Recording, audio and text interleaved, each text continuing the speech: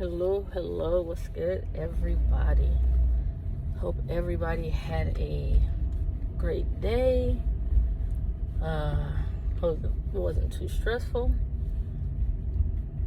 Yes, I'm driving again. I know if my sister sees it, she's like, why are you driving? Well, that's how I feel comfortable. And I'm very attentive to the world, no matter what. Anyway. Just coming to talk, have a little fun.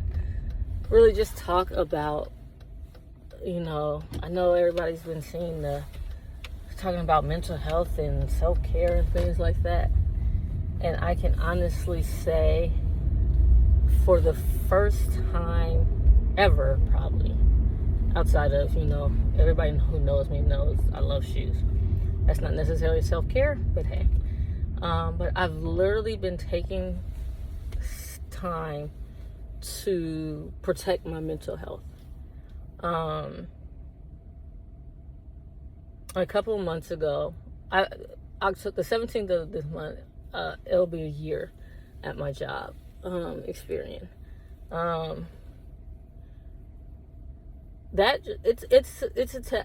It's a job that is very.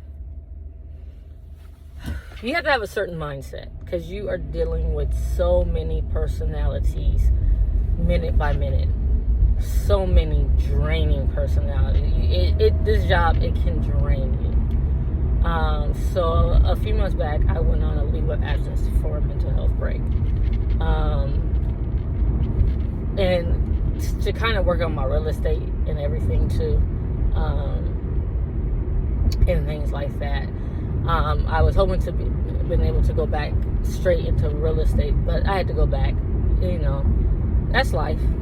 Got my real estate stuff done. But one thing going back I did was, if I didn't feel like going to work that day, because I literally get sick to my stomach with this job. I'm not lying. I tell my sisters all the time, that this job is just draining. And then when I get off work, I'm out. I'm asleep. I'm done. So I had got to the point where if I didn't feel like going to work, I just call in and I go downstairs to my office and go to work. That's the beauty of working from home. But I had to do that. I had to do that for my sanity. Because people call in, look at here. Stop calling in about your credit report. Call the creditors. That's all I got to say. Anyway.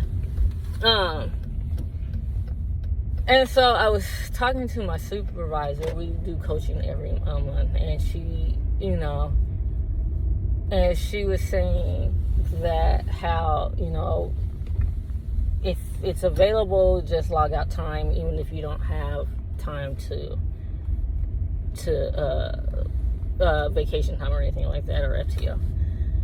And I've been doing a lot of overtime lately, so it kind of worked out for me to be able to take off and still kind of get paid and things like that.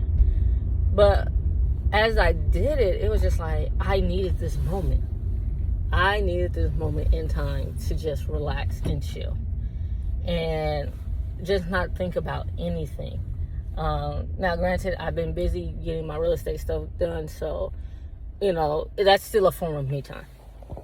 And so then, and I know I'm all over the place. I'm tired. I literally just got off of work from overtime. So I just went into our scheduler and start scheduling half days. Like, you know what? I'm going to take this off. Yep, I'm going to take this off. I had to do that so I wouldn't get an occurrence. But I talked to my sister. I was like, I have to do this for my sanity. And she was like, yeah, go for it. And then that gives me time to be able to still work and work on my real estate until my real estate starts flowing the way I need it to. But when I set today, because I had to take off some time in between, our cable technician was coming by, and then My household's on fall break, so, we kind of all just went and hung out for a minute, and I went back for overtime. But God just kept telling me, if you don't take care of yourself, you're no good for anyone else. It's really just that simple. My mental health is important, that stigma on mental health, especially in the Black community, is so crazy. I was diagnosed at, I think, like 23, 24, 25 or something like that, with ADHD with a slight dyslexia. As I look back growing up, I had it for a long time. It probably wasn't as popular back then or all known when I was in school, but I can pinpoint when I start having attention issues and things like that. And growing up, in the church and things like that, I always hear, oh, just pray about it. God got you. Oh, there's nothing wrong with you. But there was something wrong with me. And because of that, I just kept everything bottled up. So literally, after all these years, I'm starting to really take my mental health seriously, and work on it, and work on my grieving process. We all go through grief. If you're grieving, you got to get into a support group, whatever. You have to be able to grieve and learn how to grieve properly. Grieving never stops. It doesn't. You have some good days, you have some bad days. I took tomorrow off because it's my mom's birthday, and I already know I ain't going to talk to nobody and have people trying to cuss me out about they credit that they messed up and that they lying about. I know when you're lying. Please be honest. I know when you're lying on your credit report. Okay? And please don't be those people sending in fake police reports and FTC reports. They do actually investigate those. Anyway, my mental health is important. Parents of young children, parents in the church, the older parents who, I guess they're baby boomers, let your kids talk to you no matter their age. Let your grandkids, because I know a lot of you guys have got grandkids, let them talk to you. My grandfather, my mom always said, my grandfather said, God put doctors here for a reason. They're here to help you. Yes, God is the ultimate help. But, sometimes people need to talk to a person that's not judgmental. Be your child's safe place. Be your grandparents' safe place. Be your sibling's safe place. Because if there's no safe place, where are they going to go? My story was I was addicted to Percocet for years. Nobody knew. Now, I was blessed to where I didn't have to go out on the street to get them. I always got mine legally. I originally got it due to a car incident, and then I had hernia surgery. But then when my mom passed, I was trying to be strong for my dad and my brothers, and just kept everything bottled up. And I was using them to take away the pain of my mom passing suddenly, the pain of our last interaction. But it really wasn't masking the pain. It made me feel good, but the pain was still there. Then after my dad passed, same thing. Trying to be strong, bottling everything up.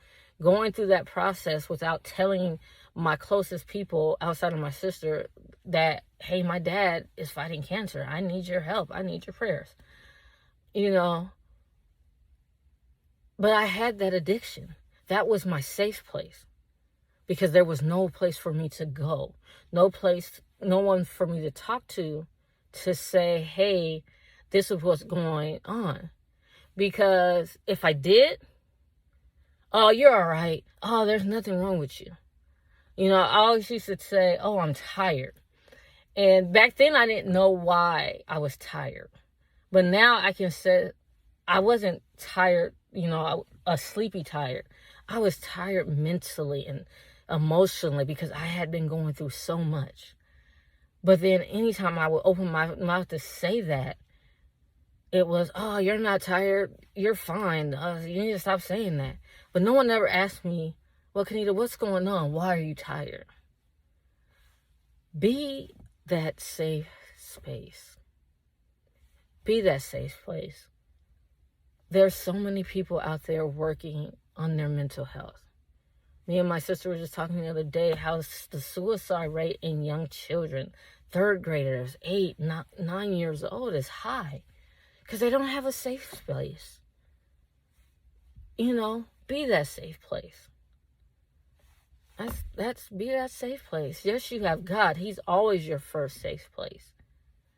But God, even He tells you, you know, God did not, He made Eve for Adam so he wouldn't be alone. So He made us for fellowship. You know, He made people out there to help counsel, to be a friend, to be a shoulder. You know, sometimes you just need somebody to listen to. Really, that's what it boils down to. You just need somebody to listen to. Anyway, that's my rant for today. I'm tired. Just came from Kroger for some $6 sushi. It was gone. I just got to go buy some sushi tomorrow. Anyway, have a blessed night. Be safe.